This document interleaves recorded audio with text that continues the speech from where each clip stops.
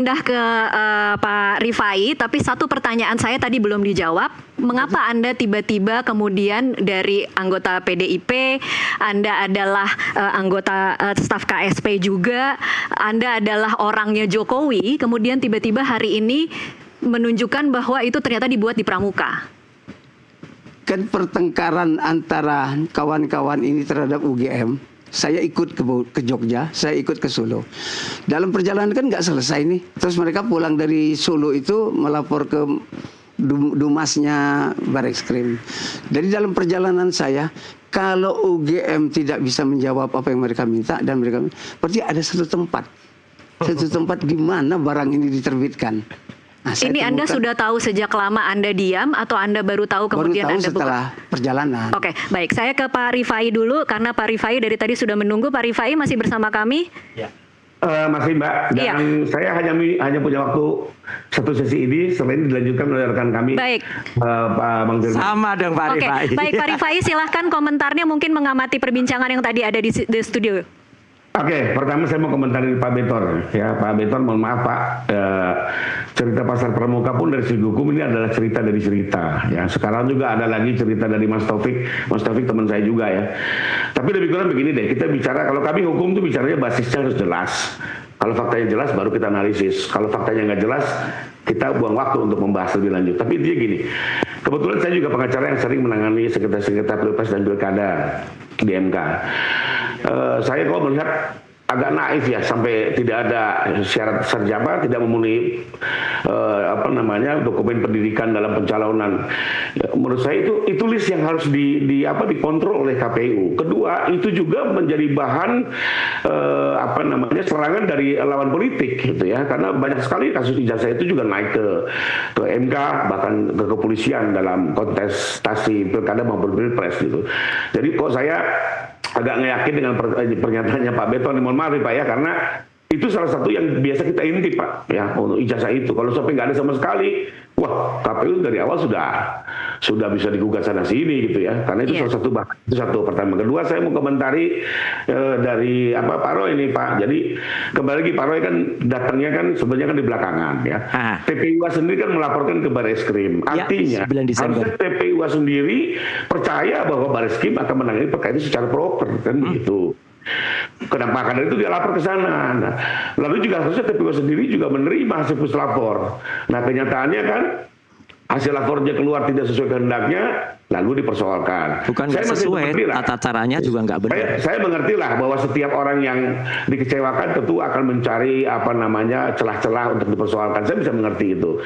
Tapi kan intinya adalah temuan-temuan yang ada kan tidak bisa mematahkan dari evidence ya, dari Barreskrim itu sendiri. Karena lagi-lagi loh Pak, ada dua dari evidence di Barreskrim ini. Pertama, pernyataan Kepala Satuan Pendidikan yang memang diamanahkan oleh Undang-Undang Sisdiknas maupun Kaidah-Kaidah Putusan MK yang bertanggung jawab mengeluarkan ijazah dan memberikan keterangan pengganti dari itu. Yang kedua adalah hasil lapor kan terang benderang secara analog bahwa ini identik. Oke, ada temuan lagi. Enggak identik, identifikasinya nggak jelas itu. Ya, silakan nanti Pak Roy kalau ada bukti-bukti baru, sajikan lagi Pak gitu. Ada. Kita sih terbuka, kebenaran adalah kebenaran gitu ya. Tapi maksud saya dibawa ke proses yang benar. Kalau perlu juga bawa ahli forensik yang memang menguasai forensik konvensional, sama-sama kita dalami gitu loh. Baik, Pak Rifai. Saya memahami logika bahwa kalau tadi tuduhannya selama 20 tahun kemudian KPU itu seolah-olah tidak melakukan verifikasi, rasanya tidak mungkin. Tetapi ini semua kan sebenarnya bisa selesai ketika Jokowi menunjukkan ijazah aslinya. Mengapa itu tidak dilakukan? Atau jangan-jangan memang Jokowi menikmati berlarut-larutnya kasus ini dan memang berenang di dalam isu-isu yang terus digodok dan diperpanjang? Iya, cerdas itu. Nah, ini kembali lagi nih kadang ya. Beritanya ini kan suka sepotong-sepotong. Dengar nggak Pak Andi Wijayanto sendiri waktu itu melihat ijazah aslinya Pak Jokowi? Nggak bisa. Ijazah asli nggak boleh.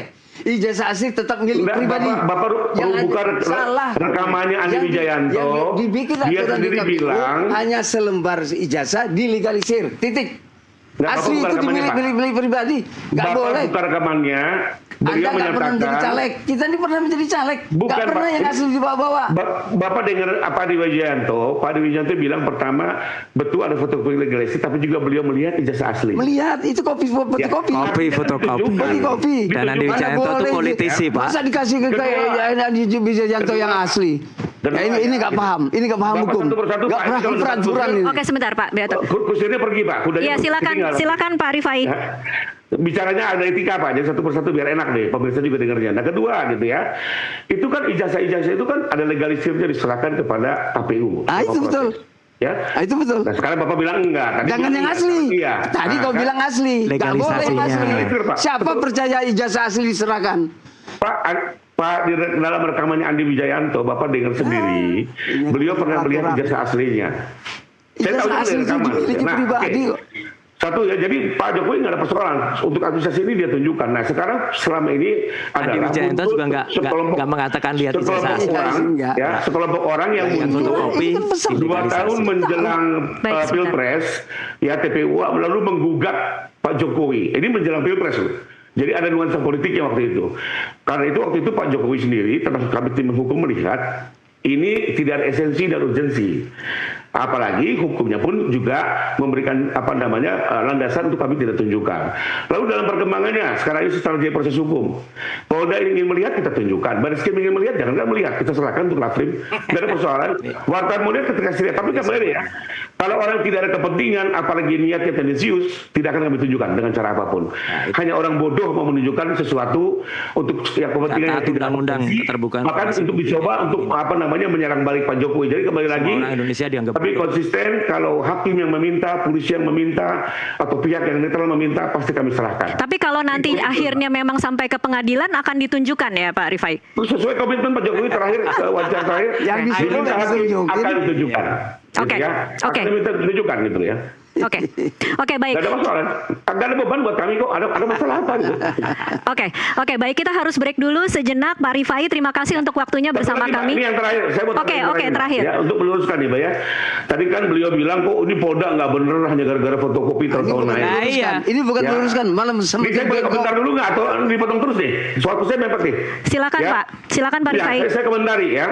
Naiknya ke penyidikan ini bukan karena ijazah, tapi keterangan UGM yang menyatakan ijazah Pak Jokowi asli. Ya. Karena lagi-lagi Pak, boleh, makanya nggak boleh. nah Bapak orang hukum atau bukan? Bapak tanya dari Bapak gitu ya. Iya. Undang-undang Sisdiknas bilang, memang yang berwenang menyatakan asli itu adalah kepala satuan Pak. Selama ini kita di MK Pak, nggak pernah ada lapor Pak. Soal ijazah itu sering banget di MK. Bapak buka-buka putusan MK, tidak pernah pakai lapor MK Pak. Cukup kepala satuan pendidikan menerangkan, nanti kita tunggu lihat kalau administrasinya, lagi. baru dia bisa naik. Jadi kembali lagi, ini bisa naik karena sudah ada bukti yang cukup. Nah di penyidikan nanti bisa saja ini bukti ditambahkan dengan lapor. Jadi kembali lagi Mbak ya, untuk naik ke penyidikan cukup bukti awal dan keterangan UGM menurut saya sudah cukup. Demikian Mbak. Oke, baik. Pak Rifai ini masih bisa lanjut lagi setelah segmen ini atau sudah selesai? Sudah nggak bisa Pak, mohon izin semuanya Oke, pamit. Dilanjutkan baik. oleh rekan kami, Pak Terima Firman, kasih. ya. Semakin Baik, baik. nanti masih akan dilanjutkan Pak Firman. Terima kasih Pak Rifai untuk Terima waktunya. kasih. Pemirsa Sama juga, tetap. Mbak. Sampai jumpa lagi. Jangan dulu dong Mas Udah, saya juga udah harus pamit. Masa sih? Belum Udah, lah. udah lewat. 7:15 masih bisa. Enggak bisa. Aku Saya pamit. tahan dulu Ya, sebentar terima kasih. lagi nanti. Sampai ketemu Pemirsa lagi. tetaplah bersama Ya. NTV Prime, kami masih akan kembali sesaat lagi.